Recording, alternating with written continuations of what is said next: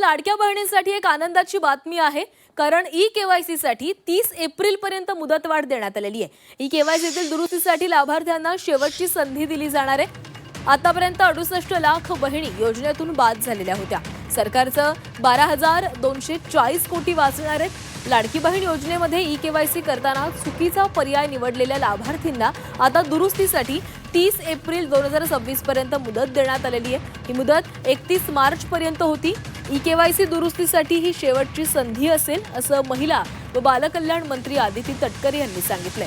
दरम्यान लाडकी बहीण योजनेतील लाभार्थी महिलांच्या ई-केवायसी प्रक्रियेमध्ये 68 लाख महिला अपात्र ठरलेल्या आहेत। या महिलांनी ई-केवायसी केले नसल्यानं त्या योजनेमध्ये बसत नव्हत्या, हे आता स्पष्ट झालेलं आहे। या योजनेमध्ये 2,43 लाख महिलांनी नोंदणी केलेली होती आणि त्यांना दरमहा 1,500 रुपये मदत मिळत होती। त्यामुळे सरकारी तिजोरीवर वर्षाला 43,740 कोटी रुपयांचा बोजा येत होता।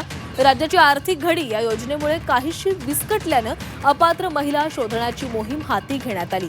आता 68 लाख महिला बाद झाल्यानं सरकारचे 12,240 कोटी वाचणार आहे। काही सूचना आल्या की ई-केवायसी करत असताना काहींनी चुकीचे ऑप्शन निवडले, काहींनी ई-केवायसी भरून सुद्धा त्यांना काही तांत्रिक बाबींमुळे त्याच्यामध्ये लाभ हा मिळत नव्हता। त्यात काही चुकीचे ई-केवायसीच्या फॉर्ममध्ये ऑप्शन त्यांनी निवडले गेल्यामुळे त्यांना पुन्हा एकदा 31 मार्चपर्यंतची मुदत देण्यात आली। ती मुदत ही आता या महिन्याच्या कालावधीपर्यंत आम्ही वाढवत आहोत, म्हणजे 30 एप्रिलपर्यंत ती मुदत ही राज्याचे मुख्यमंत्री देवेंद्र फडणवीस साहेब, उपमुख्यमंत्री शिंदे साहेब आणि उपमुख्यमंत्री सुनेत्रा काकींच्या सूचनेनुसार ती वाढवण्यात येत आहे।